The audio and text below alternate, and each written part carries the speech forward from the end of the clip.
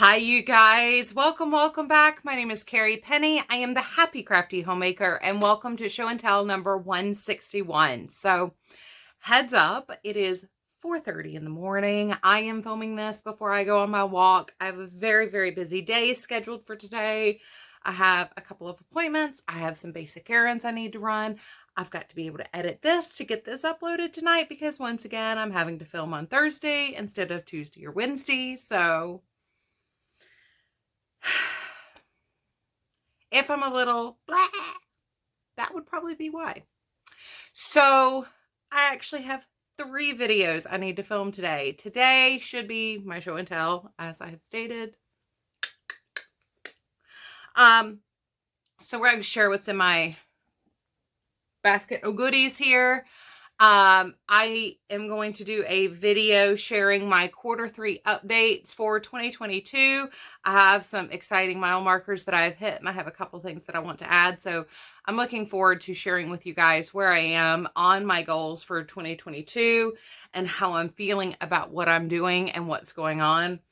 Also, I need to film a video sharing with you guys my subscription boxes for the end of September, beginning of October. So hopefully there'll be a lot of content going up. I should have a tutorial coming up here in the next month and a half, maybe. We'll discuss that as we get a little bit further into this video. But other than that, I think that's the channel updates, things to share. There's really not a whole lot going on. I'm trying to work on my Halloween cards. I have all but 2 styles like put together. I need to finish embellishing and put my little internal inserts that, say have a spooky Halloween or whatever that I can sign, because most of the card bases are black. So I need to put something in there that I can write on. So hopefully I will have those done by this time next week, and I can share with you guys what I got done in some sort of video or photo montage or something like that. But that's really what I'm going to primarily be focusing on. I need to get my cards done for Halloween, Thanksgiving, and Christmas ASAP, because I have some things going on in the month of November that are going to preclude me from being able to work on a lot of these things. So, yay! Ha! Anyway,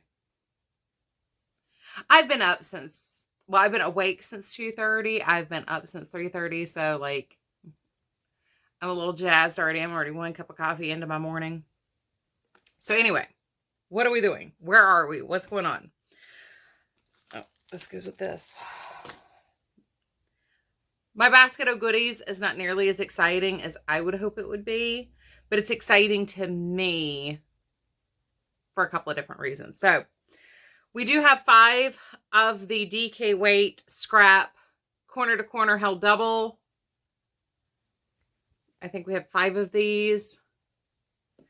So I did a count. I want this blanket to be a blanket for my bed, and I have a king size bed. So based on how big these are and how big I want the blanket to be, I need 90 squares. So this is 5. I think I have 30 in my basket. And I have another 5 that need to have the ends woven in. So I'm going to add this to that stack, sitting by the sofa. So my bag that I was carrying my worsted weight scraps in now has all of the DK and sport weight scraps in it. So this is my car project. So that's why there's so many. There's been a lot of car time recently. So yeah, these are DK and sport weight scraps. A lot of them are mandalas left over from where I did shawls during Lent. I'm using a size J or 6mm hook. They are 14 rows corner to corner. So, and I'm going to piece these this way and do a zigzag. And I think I want to do, I don't think I want it to diamond. I'm not sure how I want to do this. Anyway, I might do diamonds. I don't know. I'm going to do sashing borders and taupe with these because almost all of them are pastel-y or traditionally feminine colors. So, but I want a nice heavy blanket to go on my bed, and I want something that's kind of pretty-ish.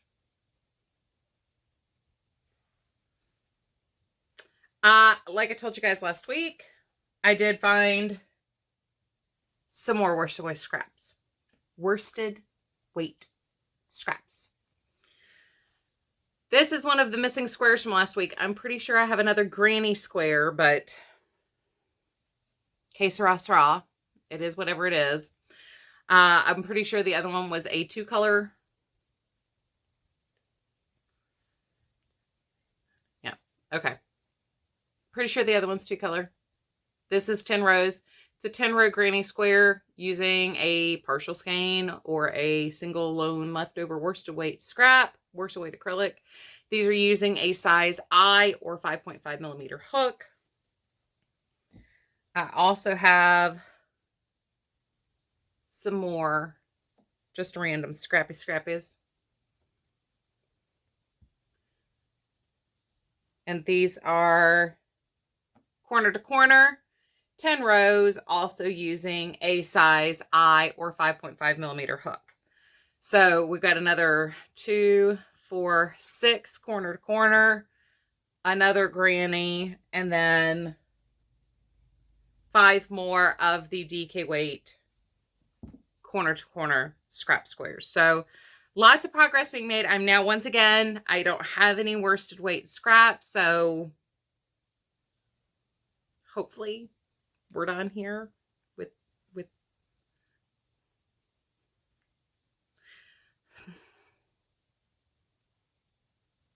It did work out to my advantage though, because when I started piecing together, okay, so the first blanket I did all solid squares when I put the corner to corner scraps together. And that's the one I shared with you guys last week, this one here. So all these are single color squares. This week, I chose the ones that were bicolored. And I didn't finish the blanket yet. I primarily just worked on it last Friday. I've had time to work on it once since then. So we did get some rain from the hurricane. So it was a yucky, rainy day on Friday. So I did start the next blanket. And this is where I am on that. So this is another 5-row by 6-row blanket. I am doing an alternated diamond pattern with these, just to kind of keep it a little interesting. And this is where I said we'll have hopefully a tutorial coming out in the next couple weeks. Yeah, I was about to say, well, I didn't finish the last row I was working on.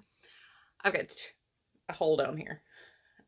So I am going to share what I'm doing to join these. These are a join as you go method.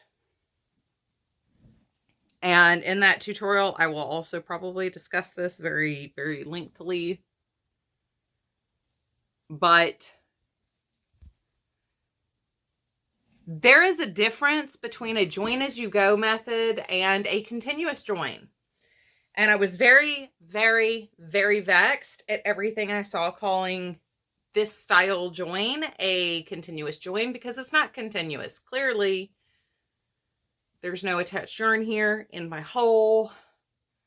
As I'm bordering the blocks, I can add in my block as I go. So I'll do the first row of border, which is the single crochet, chain 2 all the way around, single crochet, chain 2, single crochet in the corners, and then 3 single crochets in the chain 2 spaces, and then in the corners it's 3 singles, chain 2, 3 singles. And you do for this want that big open hole there, because you're doing a cross join when you add the top row. And I'll explain all that in the tutorial, but this is a join as you go method, not continuous join. So every block you add, you do have to weave in ends for the 2 color, or the 2 ends for your bordering, but it's joined when you finish the border. I'm enjoying this method. I think it's working out very well for me. I'm very glad I decided to do my blocks the way I did, where they're creating these, the bicolor, the small side is creating these little diamond patterns alternating throughout the blanket. So like you can see, these are the bottom two, top two, bottom two. And then you have the diamonds that have now started to appear throughout the center. I like the way this looks. I like the way it's working up. I'll do something very similar where I'll come through with some double crochets borders. This is using a lot less yarn in the join though than the previous one. The previous one, what I did was I did the borders on the blocks, and then as I finished it, I slip stitched it to the block before, and then as I finished the second row, I just slip stitched that on. Then I would start the next row, slip stitch the second, like 3-2 would be slip stitch, 3-3 would be slip stitch until the row was completed, then slip stitch row 3 to row 2. So this is using less yarn in the join. So far I've only used 1.5 balls, I believe, and I've got 4. I'm joining this by the columns, so it's 6 blocks per column, 5 per row. So I need 5 columns is what I'm doing. So I'm way more than halfway done now with having almost the 4th. I've only got 1 column plus 2 squares left to go. 8.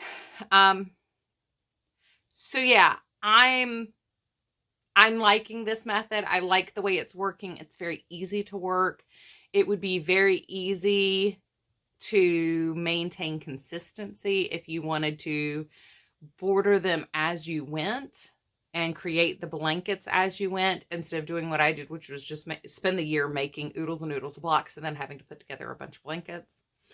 But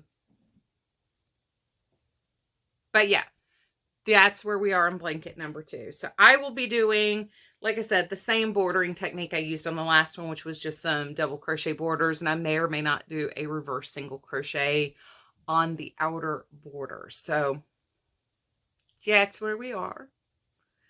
That's what we're looking at. So hopefully next week we'll have blanket number 2 completed. We'll have some more DK weight squares, I'm sure.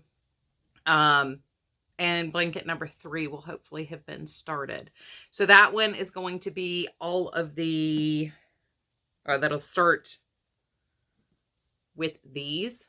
And I do have some solids left over. So what I might do is do some sort of alternating pattern where it's a solid, a scrap scrappy, a solid, a scrap scrappy, a solid, a scrap scrappy. I did have to make, there's at least 2 squares that did not make it into the basket that are already in order in stacks upstairs to go into this.